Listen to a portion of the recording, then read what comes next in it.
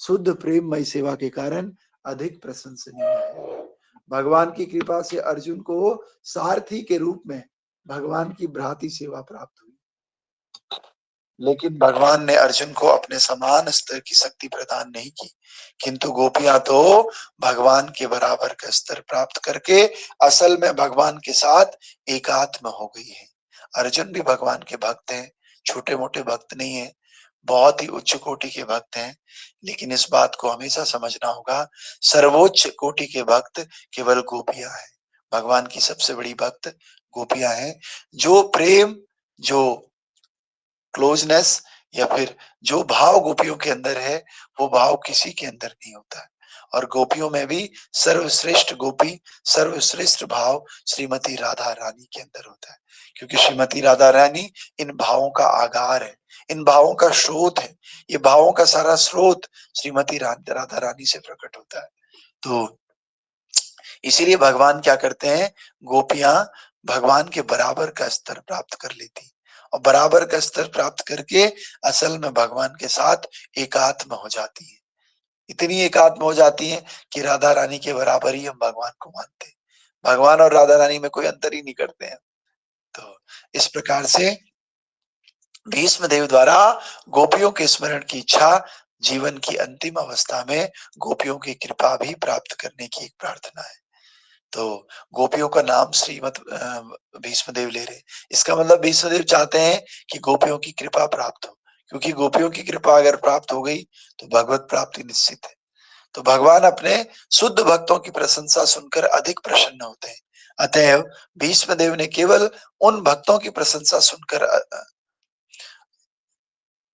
भीष्मदेव ने केवल उस समय के उनके साथ उपस्थित अर्जुन के कृत्यों का यशोगान नहीं किया, बल्कि गोपियों का भी स्मरण किया, जिन्हें भगवान की प्रेममय सेवा करने के कारण भगवान की अद्वितीय कृपा प्राप्त हो सकी। भगवान के साथ गोपियों की समता कभी भी निर्विशेष वाद्यों के साथ सायुज्य मोक्ष के समान समझने की गलती नहीं करनी चाहिए। यह समत्वपूर्ण आह्लाद की अवस्था है, जहां अंतर की धारणा पूरी तरह मिट जाती है, क्योंकि प्रेमी प्रेमिका के हित एक हो जाते हैं। तो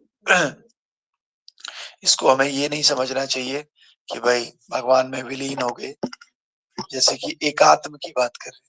तो एकात्म का मतलब ये नहीं है कि भगवान से विलीन हो गए। एकात्म का मतलब होता है प्रेम और प्रेमी ये दोनों एक जैसे हो गए हैं। कैसे कि इनका लक्ष्य एक बन गया है। अब ये एक दूसरे के हित के लिए वही काम करते हैं जो ये एक दूसरे के से चाहते हैं। तो जैसे प्रेमी और प्रेमिका दोनों का एक हो जाने का मतलब क्या है? दोनों मिल गए क्या? दोनों मिक्स थोड़ी हो जाते हैं। दोनों के मिल जाने का मतलब है दोनों का उद्देश्य एक होता है। दोनों का यही उद्देश्य होता है कि अब भागना है। घर वाले साथ दें न दें, लेकिन अब भाग के जाना है, साथ में रहना है। चाहे माँ बाप को छोड़ना पड़ा, चाहे गली वालों को छोड़ना पड़ा, चाहे हमें अपना नौकरी पेशा छोड़ना पड़ा, समाज को छोड़ना पड़े, लेकिन हम दोनों ने जाकर के भागना है।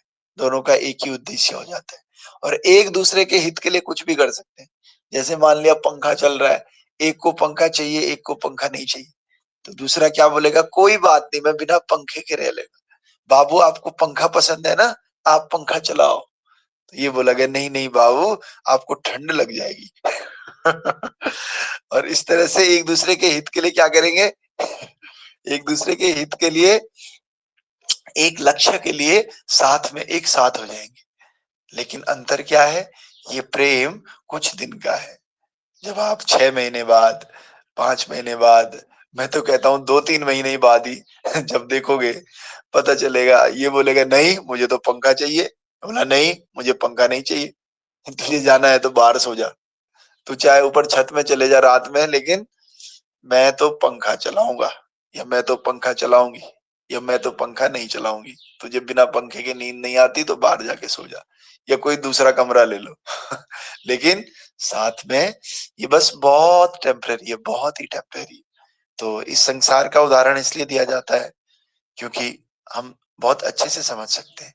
लेकिन एक बात साथ में ये भी समझनी होगी कि संसार का सो कॉल्ड प्रेम है, जो कि असल में प्रेम है नहीं, वो क्या है, बहुत ही टेम्परेरी। याद रखिए, संसार का प्रेम थोड़ा बहुत अगर हमें दिखता है तो वो माँ के फॉर्म में दिख सकता है। मदर के फॉर्म में लिख सकता है थोड़ा थोड़ा। मदर ऐसा कर सकती है, वो भी लंबे समय के लिए। लेकिन बाकी जो ये प्रेम है, सो कॉल्ड प्रेम, ये थोड़ी देर का प्रेम, थोड़े समय का प्रेम है, कुछ महीने का प्रेम है, कुछ साल का प्रेम। उसके बाद ये प्रेम पूरी तरह खत्म हो जाता है और एक दूसरे से नफरत होने लग जाती है। ऐसा भी नहीं है बहुत नफरत होगी लेकिन ये प्रेम ऐसा नहीं रहता। लेकिन माँ का प्रेम इस संसार में रहता है। अगर भगवान के प्रेम की थोड़ी बहुत झलक इस संसार में देखनी है तो माँ के प्रेम की झलक आप देख सकते हो। लेकिन कहीं ना कहीं उस माँ के प्रेम में भी थोड़ा बहुत स्वार्थ रहता है, इसलिए वो भी भगवत प्रेम के बराबर नहीं। भगवत प्रेम के बराबर इसमें इस संसार में कुछ है ही नहीं। लेकिन थोड़ा बहुत अगर हम फील करना चाहते हैं तो माँ के प्रेम को देखना चाहिए। माँ का प्रेम भी भगवान के प्रेम के जैसा क्यों नहीं है? क्योंकि कहीं ना कहीं थोड़ा बहुत स्वार्थ आ ही जाता है। क्या स्वार्थ आता है? कि अंत समय में जो मेरी सेवा करेंगे, अंत समय में जब मैं वृद्धावस्था में पहुंच जाऊंगी तो मेरा बेटा मेरी सेवा करे। कहीं ना कहीं एक्सपेक्टेशंस है, कहीं ना कहीं स्वार्थ है माँ के उसमें भी। लेकिन फिर भी अन्य संबंधों से तो माँ का प्रेम कई गुना ज्यादा अच्छा है और कई लंबा भी। लेकिन जो भगवान का प्रेम है ये सारे स्वार्थों से रहित है। भगवान का प्रेम परमानेंट है। भगवान का प्रेम और माँ का प्रेम फिर ऐसा भी है कि माँ ठीक है, माँ चाह रही है, निस्वार्थ है, माँ प्रेम करना भी चाह रही है, लेकिन कितने समय तक वो माँ रहेगी? जैसे चैतन्य महाप्रभु की वाइफ को सर्प ने काट लिया और उनका देहांत हो गया, तो बताओ क्या हमारी माँ हमेशा रहने वाली है संसार में, या हम हमेशा रहने वाले हैं? कभी नहीं रहने वाले। अगर हम प्रेम करते भी हैं तो न चाहते हुए भी इस संसार को हमें छोड़ना पड़ेगा, उस प्रेम को एक दिन खत्म होना ही पड़ेगा। तो इसीलिए इस संसार का प्रेम टेम्परेरी है, परमानेंट नहीं है। तो इसीलिए इस प्रेम को, ठीक है, संसार में जब तक रह रहे हैं तब तक हम ऐसे नहीं एक दूसरे से नफरत करना शुरू कर दें। प्रेम करना है, लेकिन कृष्ण का प्रेम, भगवत प्रेम सबसे महत्वपूर्ण है, सबसे प्रायर बेसिस पे है। इस बात को समझना है। चाहे आप घर बार में रहते हो, चाहे मंदिर में रहते हो, चाहे नौकरी करते हो, चाहे नहीं करते हो, कुछ भी करते हो आप, लेकिन भगवान से कृष्ण का प्रेम सबसे पहले। सबसे पहले आपको लव यू कृष्ण को बोलना पड़ेगा। लव यू कृष्णा, इस तरह से love you Jagannath, love you Gauranga, love you Shri Shri Radha Madhav love you Jagannath Baldev Subhadra Sudarshan Chakra, love you Bhagavatam. This is the first priority.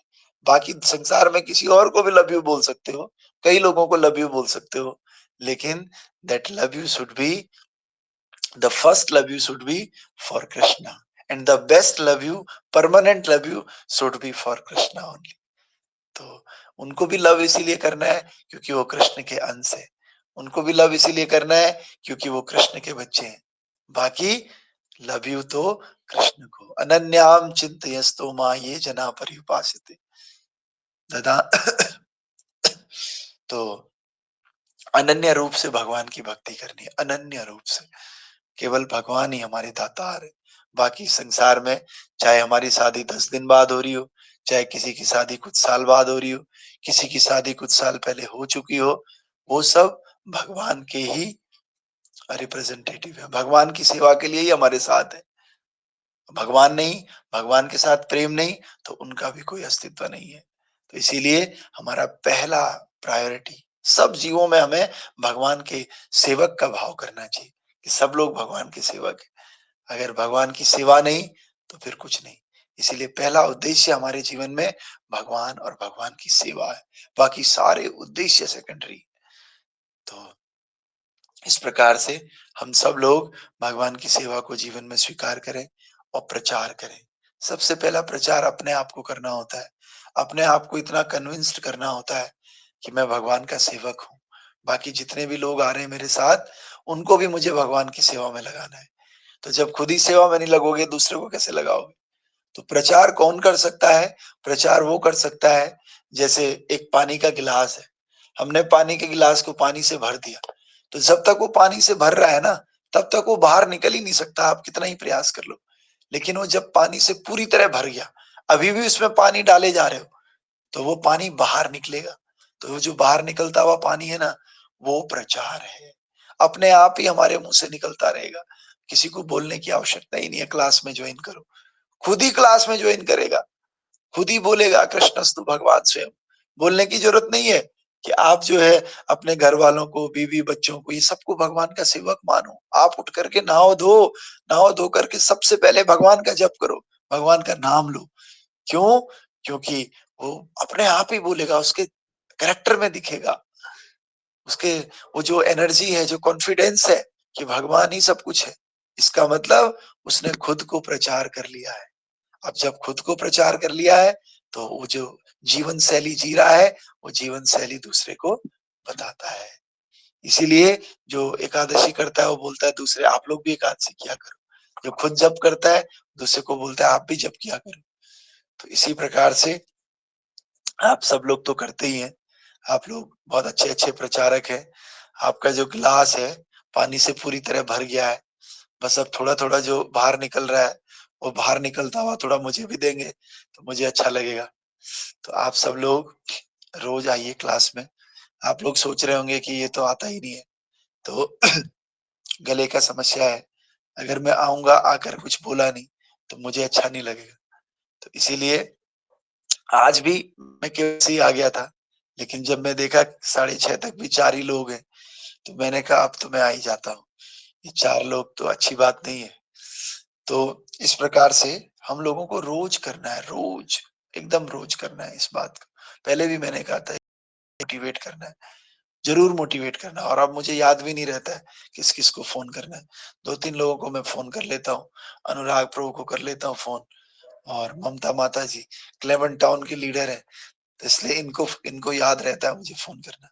और अशोक प्रभु सहस्त्रधारा से है, तो इसलिए इनको कर लेता हूँ। ये 2-4 लोग जो पुराने लोग हैं, जिनका चेहरा हर समय याद रहता है, तो इसलिए इनको फ़ोन कर लेता हूँ। तो बाकी आप लोग भी एक-दूसरे का नंबर रखें, फ़ोन करें, ज़बरदस्ती फ़ोन करें। एक बार तो कर ही लें, कोई कुछ नहीं बोलता है। तो अभी आगे देखो फ़ोन नहीं करते, नहीं आते, मैं भी नहीं आता अगर, तो अच्छा लग रहा है ना? कितने लोगों को अच्छा लग रहा है कि हम लोग आ गए इस तरह से और बात कर रहे हैं, भागवतम सुन रहे हैं, पढ़ रहे हैं, अच्छी बातें समझ रहे हैं। तो सब लोगों को अच्छा लग रहा है। तो इस प्रकार से हम रोज करेंगे ना, भगवान कसम से ही हमारा अनुभव है, मैं आपको सच बता रहा हूँ। जीवन का सारा जो मेंटल प्रॉब्लम है, इमोशनल प्रॉब्लम है, मेंटल प्रॉब्लम है, स्पिरिचुअल प्रॉब्लम है, आदि दैविक, आदि भौतिक प्रॉब्लम है। सब प्रॉब्लम एक दूसरे की सहायता से ये निकल जाते हैं बहुत अच्छे से। तो इसलिए हम सब मिल करके भगवान की भक्ति करें, खूब अच्छे से भक्ति करें। भक्ति करके जीवन को सफल बनाएँ। तो आप सबका स्वागत है, और मैं प्रयास करूँगा धीरे-धीरे, आप सब लोग को पता है ही